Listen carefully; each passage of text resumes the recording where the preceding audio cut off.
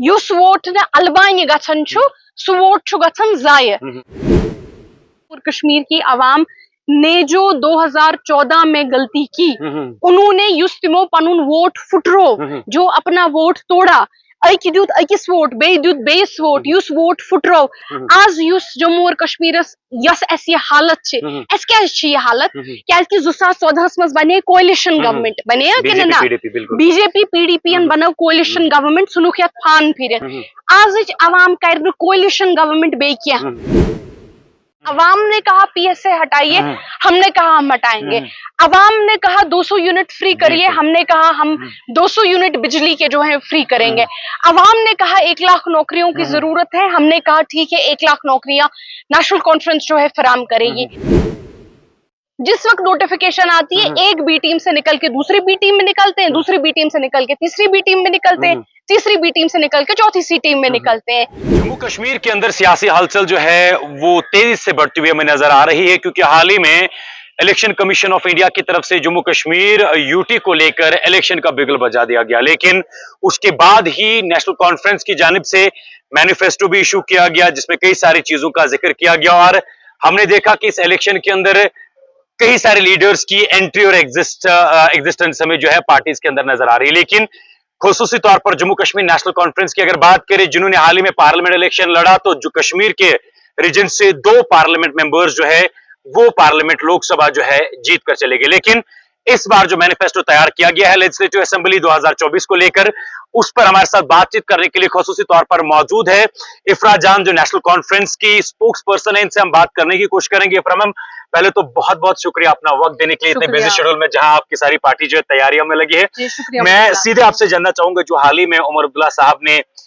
Manifesto लोगों के सामने इशू किया, जिसमें कई सारी चीजों का जिक्र किया गया, आपको बहसती एक citizen, not as a political leader, एक सिटीजन, क्या लगता है आपको कि किस हद तक जो है वो लोगों के लिए मतलब एक फ्रेंडली मैनिफेस्टो कह सकते हैं, जिसमें कहीं ना कहीं से लोग जो है आगे जाके फिर राहत की सांस ले सकते हैं? देखिए, ये फ्रेंडली मैनिफेस्टो किस हद तक है, ये उस बात से आपको पता चलेगा कि ये जो मैनिफेस्टो है ये अवाम ने बनाया। नेशनल कॉन्फ्रेंस ने मैनिफेस्टो बनाने से पहले एक मैसेज जारी किया पब्लिक में, वो हर तरह से हमारा मैसेज गया, जहां हमने कहा कि जो भी चीजें अवाम करना चाहती है, जो भी चीजें अवाम चाहती है कि सरकार करे, वो चीजें आप हमको ईमेल के जरिए इस पे लिख दीजिए।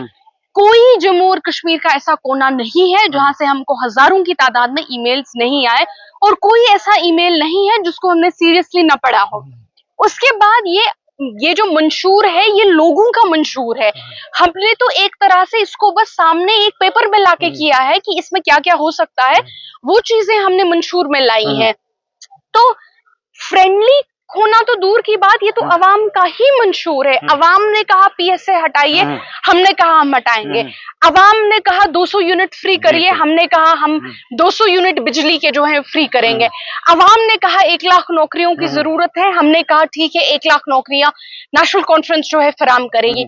अवाम ने कहा ईडब्ल्यूएस लोगों के लिए, गरीब तबके के लिए जो एलपीजी सिलेंडर हैं वो 6 से 12 हो जाने चाहिए, 12 सिलेंडर मुफ्त हो जाने चाहिए। नेशनल कॉन्फ्रेंस ने कहा ठीक है 12 सिलेंडर जो है वो अवाम को मुफ्त जाने चाहिए, ईडब्ल्यूएस को। अवाम ने बोला कि हमारी माएं बहनें जब सरकारी ट्रांसपोर्ट में चढ़ती हैं तो ये सरकारी ट्रांसपोर्ट हमारी माओं बहनों के लिए मुफ्त होना चाहिए, हमने कहा ठीक है। अवाम ने बोला कि एजुकेशन जो है, पढ़ाई जो है पब्लिक स्कूलों में या पब्लिक कॉलेजेस में बिल्कुल मुफ्त होनी चाहिए जब तक कि यूनिवर्सिटी लेवल बच्चा ना पहुंचे, हमने कहा। अवाम ने कहा कि जो मिट्टी का तेल है या चीनी है, मिट्टी के तेल को अब राशन डिपोस में नहीं मिलती, चीनी अब राशन डिपो पे नहीं मिलती, उसको फिर से फराहम किया जाना चाहिए, हमने कहा ठीक है। अवाम ने कहा जो ये बुलडोजर का सिलसिला स्टेट लैंड पे और घास चराई की लैंड पे चलाया जा रहा है, इस बुलडोजर के सिलसिले पे और हमारे गुजर भाई बहनों की फॉरेस्ट की जमीनों पे भी, जो सरकार कहती है फॉरेस्ट की जमीनें हैं, उनके लिए जो ये बुलडोजर का सिलसिला स्टेट लैंड पे, घास चराई पे, फॉरेस्ट की जमीन पे चल रहा है लगातार, इस बुलडोजर के राज पे एक रुकावट लाने की जरूरत है, हमने कहा ठीक है। और ऐसी और भी बहुत सारी चीजें हमारे मैनिफेस्टो में है जो शायद मैं इस वक्त वक्त की बिल्कुल बिल्कुल कमी के वक्त बोल नहीं सकती हूँ। तो बहुत कुछ है, आप हमारा मैनिफेस्टो पढ़िए, लेकिन ये बात याद जरूर रखिएगा कि ये मैनिफेस्टो हमारा नहीं, ये अवाम का मैनिफेस्टो है। हजारों में अरेस्ट हुए, पीएमए हुए हैं, इसकी बिल्कुल एडवोकेसी सेंट्रल गवर्नमेंट के साथ की जाएगी और जो हमारे नौजवान बाहर की जेलों में बंद है उनको वापस लाने का एक सिलसिला जरूर शुरू किया जाएगा। इफरा जान, आपसे मैं जानना चाहूंगा, क्योंकि नेशनल कॉन्फ्रेंस ही केवल अभी तक ऐसी पार्टी है जिनमें हमने देखा कि जो भी लीडर पार्टी के अंदर मौजूद थे वो अभी भी स्टिल जो है पार्टी के पूरे सपोर्ट में है या पार्टी को जो है पूरा अपना ताउन दे रहे हैं। लेकिन जब से आप भी जानते हैं कि जब इलेक्शन कमीशन ऑफ इंडिया की जानिब से पोल डेट अनाउंस की गई, तब से हमने देखा, चाहे पीडीपी की बात करें, अपनी पार्टी की बात करें या कांग्रेस की बात करें या डीपीएपी की बात करें, हर एक पॉलिटिकल पार्टी में एक चेहरा जाता है तो दूसरा आ जाता है, एक बाहर निकलता है तो दूसरा आ जाता है।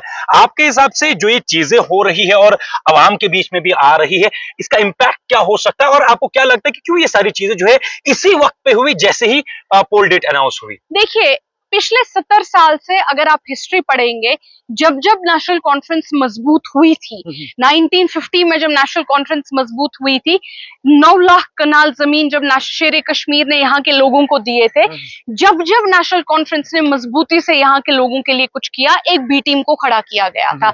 ये आज की बात नहीं है, ये हिस्ट्री की बात है। जिस वक्त कुछ हुआ, एक बी टीम खड़ी की। आज प्रॉब्लम ये है जो आप बोल रहे हैं, बहुत सारी ये बी टीमें जो है जमा हो गई हैं।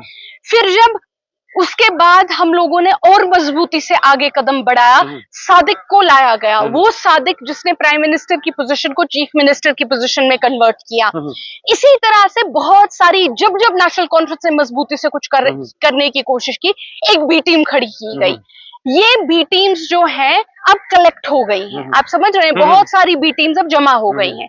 अब ना तो कोई आइडियोलॉजी है किसी के पास, ना तो इनमें जो लीडर है, लीडर क्या, जो लोग इनमें हैं उनके पास कोई आइडियोलॉजी है नहीं यहाँ की आवाम के लिए।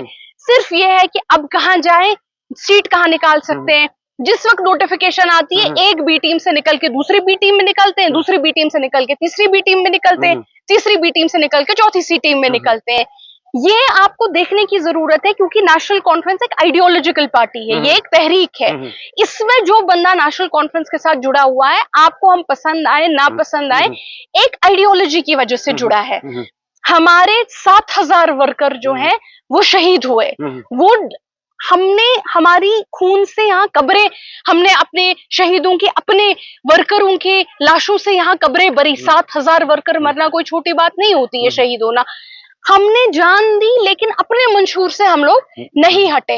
लेकिन जो ये बी टीम्स खड़ी की गई थी, अब इनका काम होता था नेशनल कॉन्फ्रेंस का वोट तोड़ना, ताकि नेशनल कॉन्फ्रेंस को मेजोरिटी ना आए। और जब नेशनल कॉन्फ्रेंस को मेजोरिटी नहीं आएगी, नेशनल कॉन्फ्रेंस दिल्ली के खिलाफ एक मजबूती से खड़ी नहीं रह पाएगी, क्योंकि जब हमारी ही टांगे मजबूत नहीं होगी, हम दिल्ली का मुकाबला क्या करेंगे। तो इनका काम यह होता था। अब ये जमा हो गई है, जो ही इलेक्शन आता है, एक उठ के दूसरा जाता है, वहां से तीसरा जाता है। मैं आपको लेकिन सिर्फ एक मुख्तसरन आखिरी बात बताना चाहती हूँ। आज फिर से नेशनल कॉन्फ्रेंस ने यहाँ की अवाम के लिए मजबूती से कुछ करने की बात की है, मजबूती से कुछ करने का वादा किया है। अगर इतिहास से, अगर हिस्ट्री से हम कुछ सीखते हैं, तो बीजेपी नई बी टीमें जरूर खड़ा करेगी और यहाँ की आवाम को इस बारे में बहुत बहुत चौकन्ना रहना है। जो गेम पिछले 70 साल से चल रही है, आज के बाद मुझे लगता है वो गेम इससे बहुत खतरनाक तरीके से खेली जाएगी। अवाम को इसमें बहुत चौकन्ना रहना है। इफ्रा, मेरा आखिरी सवाल आपसे रहेगा, चूंकि हाल ही के रिजल्ट्स हमारे पास है पार्लियामेंट इलेक्शंस के, जिसमें हमने देखा कि नेशनल कॉन्फ्रेंस कितनी मेजोरिटी के साथ जो है उन्होंने वोट्स लिए, चाहे मियां अल्ताफ साहब की बात करें या आगा सईद रहुल्लाह साहब की बात करें या इवन उमर अब्दुल्ला साहब की बात करें। लेकिन इस लेजिस्लेटिव असेंबली इलेक्शंस की अगर बात करें, क्या लगता है कि आपको जो एक खबरें गर्दिश कर रही है कि आगे आने वाले वक्त के अंदर अगरचे नेशनल कॉन्फ्रेंस को जरूरत पड़ी तो कांग्रेस के साथ जो है नेशनल कॉन्फ्रेंस अलायंस कर सकती है या करने के लिए तैयार है, तो इसमें किस हद तक सही है और किस हद तक जो है नेशनल कॉन्फ्रेंस को लगता है कि वो कांग्रेस के साथ कर सकती है? देखिए, नेशनल कॉन्फ्रेंस ने लद्दाख में कांग्रेस के साथ इलेक्शन लड़ी, वहां पे हमने बीजेपी को 26 में से 2 सीटों पे लाया। हम लोगों ने 23 सीट्स ली, उन्होंने 2 ली और एक किसी इंडिपेंडेंट ने ली। वहां पे धूल चटाई उनको। जम्मू और कश्मीर में जो पार्लिमानी इंतखाबात है, नेशनल कॉन्फ्रेंस ने कांग्रेस के साथ इलेक्शन लड़ा। सेंट्रल गवर्नमेंट में, पार्लियामेंट में इस वक्त नेशनल कॉन्फ्रेंस जो है इंडिया ब्लॉक में यानी कांग्रेस के साथ खड़ी है, उनके साथ शाना बशाना खड़ी है, तो हम लोग तो ऑलरेडी कांग्रेस के साथ अलायंस में हैं। तो ये कहना कि क्या आप लोग कल को अलायंस करेंगे, ये खबरें जो है इनमें मैं कहूंगी कुछ सच्चाई तो जरूर है।